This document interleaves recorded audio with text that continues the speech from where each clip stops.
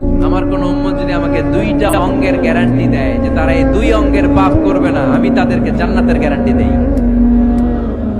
এক নম্বরে মা বাইনা লিহিয়াইহি, দুই চোয়ালের মাঝখানে যা থাকে মানে জিহ্বা। আমার কোন উম্মত যদি আমারে গ্যারান্টি দেয় জিহ্বা দিয়ে কোনো মিথ্যা বলবে না, কাউরে বাজে কথা বলবে না, ঠাট্টা বিদ্রূপ করবে না, জিহ্বা দিয়ে যে পাপ কাজগুলো হয় এগুলো করবে না, আর দুই রানের মাঝখানে যে অংশ আছে লজ্জাস্থান, এই দুইটা অঙ্গের গ্যারান্টি যদি আমার কোন উম্মত আমারে দেয়, আমি আমার ওই উম্মতকে জান্নাতের গ্যারান্টি দিয়ে দেব। খবরদার ফেনীবাসী, খবরদার। মন চাইলেই যা মনে চাই মুখ দিয়ে বলা যাবে। আমার রাসূল সাল্লাল্লাহু আলাইহি ইসলামের 11 জন স্ত্রী, এর মধ্যে একজন স্ত্রী ছিলেন একটু স্থূল আকৃতির, মানে মোটা। কি ছিলেন জানেন? ওই স্ত্রীর নাম কি? সফিয়া। কি নাম? সফিয়া বিনতে হুয়াই ইবনে আখতাব। উনি আল্লাহর হাবিব সাল্লাল্লাহু আলাইহি ইসলামের সব স্ত্রীদের মধ্যে থেকে একটু স্থূলকার ছিলেন, একটু ফেটি ছিলেন, মোটা ছিলেন। আম্মা জান আয়েশা একবার ওনার প্রতি রেগে আল্লাহ রাসূল সাল্লাল্লাহু আলাইহি ইসলামের কাছে বিচার দিলেন যে আপনার মুটকি বউ। আল্লাহর হাবিব সাল্লাল্লাহু আলাইহি ইসলাম এই কথা শুনে রেগে গেলেন। আয়েশা, এটা তুমি কি বললা? তুমি সফিয়ারে মুটি বলে গালি দিলা। লাকাদ কুলতিলা কালিমাতান লাউ মুসিজাতু লা মাসাজাতিল বাহর। আয়েশা, তুমি এমন একটা কথা সফিয়ার শানে বলেছো, এই কথাটাকে যদি সাগরের মধ্যে ঢেলে দেওয়া হয়, এই কথাটার তিক্ততা আর পঙ্কিলতা পুরো সাগরের নীল পানিকে মুহূর্তে কালো করে দিবে। খবরদার, জিহ্বা সামলান। সাহাবারা রাদিয়াল্লাহু তাআলা আনহুম আজমাইন, ওনারা জিহ্বা ধরে মাঝে মাঝে জিহ্বার মধ্যে বাড়ি দিতেন আর কাঁদতেন আর বলতেন, জিহ্বা, তোর কারণে কিয়ামতের দিন আমরা আল্লাহর কাছে ধরা খেয়ে যাব। মুমিন চাইলেই এই মুখ দিয়ে যা মনে চায় বলতে পারে। তাহলে 4 নাম্বার গাইডলাইন হচ্ছে লা ইয়াসখার কওমুন মিন কওম, কোন বিশ্বাসী বান্দা কখনো অন্য বিশ্বাসী বান্দাকে ঠাট্টা বিদ্রূপ করতে পারবে। 5 নম্বরে আল্লাহ বললেন ওয়ালা তালমিজু আনফুসাকুম, খবরদার অন্যের দোষ খুঁজবা না। ও আমার বিশ্বাসী বান্দারা, নিজের দোষ খোঁজো, অন্যের দোষ খোঁজো না। দেখেন সমাজটারে শান্তিপূর্ণ বানানোর জন্য আল্লাহর পক্ষ থেকে কি সুন্দর মোরাল এন্ড এথিক্যাল ইনস্ট্রাকশনস, কি চমৎকার গাইডলাইন। অন্যকে ঠাট্টা করো না। ওয়ালা তালমিজু আনফুসাকুম, নেভার ডিফেম ইচ আদার, একে অপরের দোষ খোঁজো না, নিজের দোষ খোঁজো। কার দোষ খুঁজবেন? আরো জোরে বলতে হবে, কার দোষ খুঁজবেন? অন্যের দোষ খোঁজা যাবে? কিছু লোক আছে দেখবেন সারা দিন চায়ের দোকানে বসে এই বাড়িতে এই সমস্যা, ওই বাড়িতে এই সমস্যা, ওই বাড়িতে এই সমস্যা, তোর বাড়িতে কি সমস্যা? কিছু লোক আছে এই হুজুরের এইটা খারাপ, এই হুজুরের ওইটা ভালো না, এইটা খারাপ, এইটা সমস্যা, এটা সমস্যা। তোর কি সমস্যা? তোর সমস্যা তুই খুঁজে বের কর, নিজের সমস্যা খুঁজে বের কর। যে নিজে নিজের সমালোচনা করতে পারে সেই সর্বাপেক্ষা বুদ্ধিমান।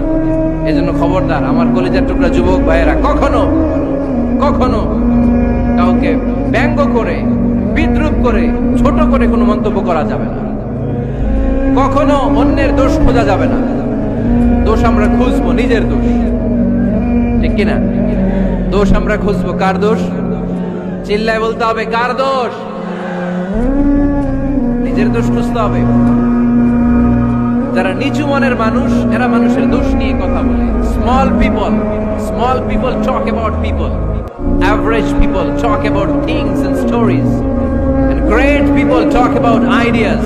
যারা নিচু মনের মানুষ, এরা মানুষের দোষ নিয়ে কথা বলে। যারা মাঝারি ধরনের মানুষ, এরা এলাকার ঘটনা বিভিন্ন বিষয় নিয়ে কথা বলে। আর যারা বড় মনের মানুষ, এরা আইডিয়া নিয়ে কথা বলে। তারা তাদের আইডিয়াকে কাজে লাগিয়ে সমাজটারে পাল্টে দিতে চায়। যুগ জামানা পাল্টে দিতে চাই না অনেকজন, এক মানুষই আনতে পারে জাতির জাগরণ। এক মানুষই বিপদকালে বাঁচায় কাফেলায়, ক্ষুদ্র ডিঙ্গি বাঁচায় জাহাজ অসীম দরিয়ায়। এজন্য নিজেকে শুধরাতে হবে। ওয়ালা তালমিজু আনফুসাকুম, অন্যের দোষ খোঁজো না, নিজের দোষ খোঁজো।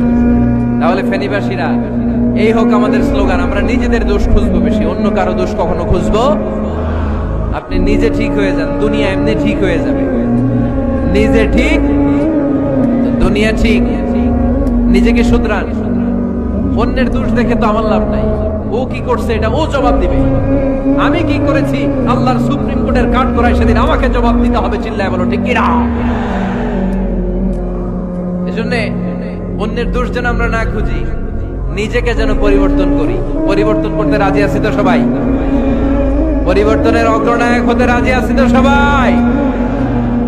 সিদ্ধান্ত নিতে হবে, শক্ত সিদ্ধান্ত।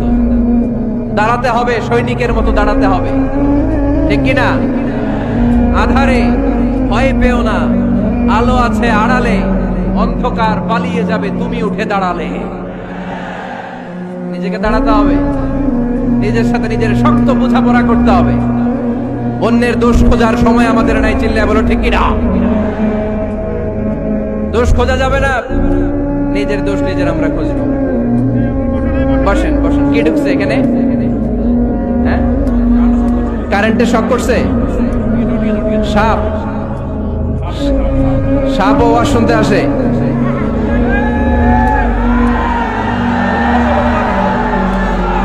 মাশাআল্লাহ। এইখানে এখানে শ্রোতা হিসেবে আছে বীর মুজাহিদ, মেরে ফেলছে এটারে। ঠিক আছে ঠিক আছে ঠিক আছে, বসেন।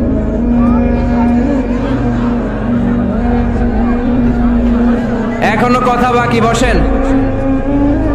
একটা আওয়াজ হবে না, একটা আওয়াজ হবে না। আবার আওয়াজ হয় এখানে। তাহলে ফেনীর ভাইয়েরা অন্যের দোষ খুঁজবে না, নিজের দোষ খোঁজা যাবে? যাবে যাবে? ক্লান্ত হয়ে গেছেন? কষ্ট হচ্ছে?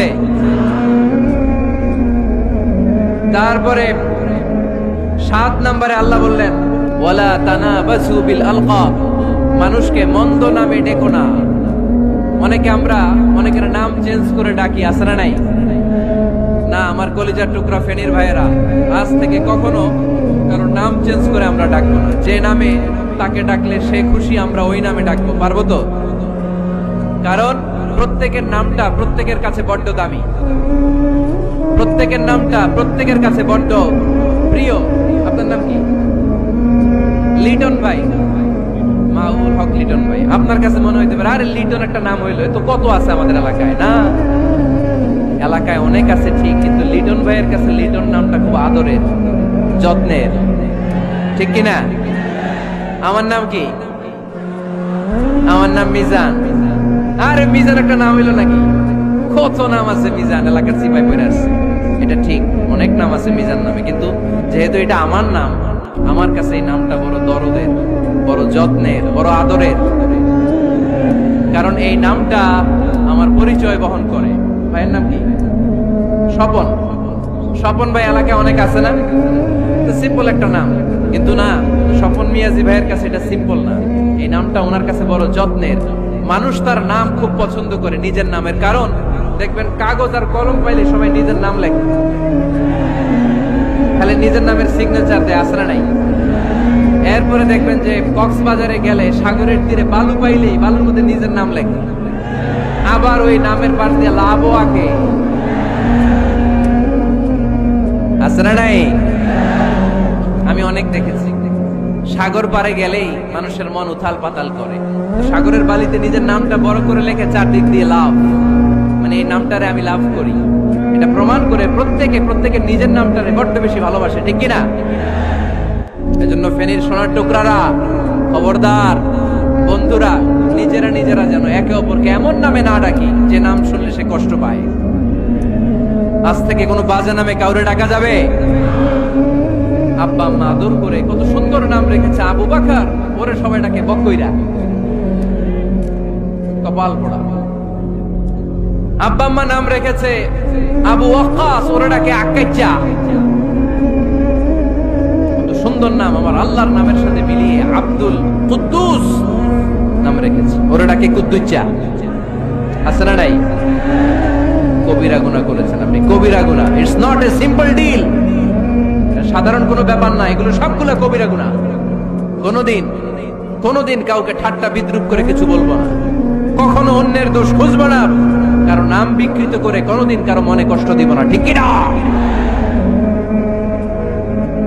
এরপর 8 নম্বরে আল্লাহ বললেন ইয়া আইয়ুহাল্লাযীনা আমানু ইজতানিবু কাসীরাম মিনায-যন্নি ইন্না বা'দায-যন্নি ইসম।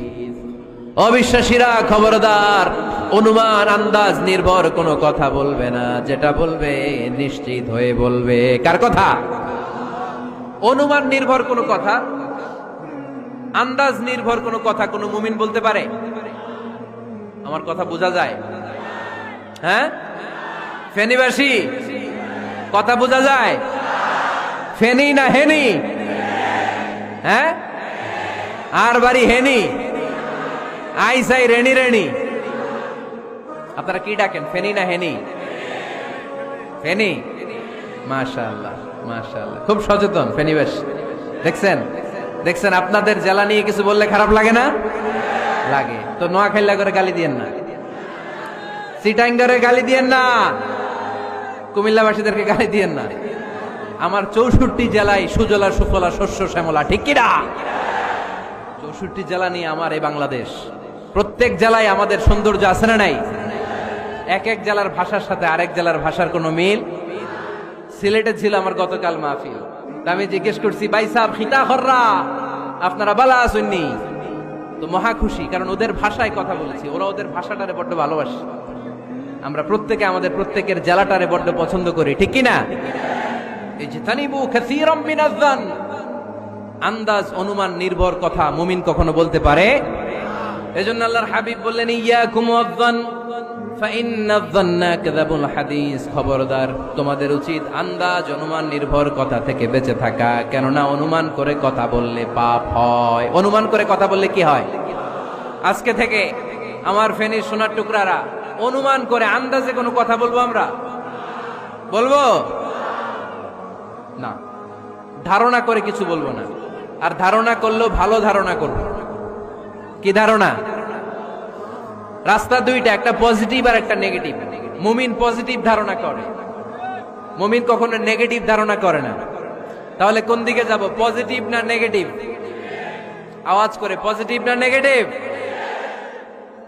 যারা মুনাফিক এরা ইয়াত্তাবিউনা ইল্লা যন ওয়া ইন্না যন্না লা ইগনি মিনাল হাক্কি শাইআ। যারা মুনাফিক এরা আন্দাজ অনুমান নির্ভর মানুষের ব্যাপারে কথা বলে, আর আন্দাজ অনুমান কখনো সত্যের বিকল্প হতে পারে না। আন্দাজ অনুমান কখনো সত্যের বিকল্প হতে পারে? এজন্য দৃষ্টিভঙ্গি বদলান, জীবনকে বদলায় দিবে কে? আমরা কখনো কোনো নেগেটিভ কথা বলবো না, অলওয়েজ পজিটিভ।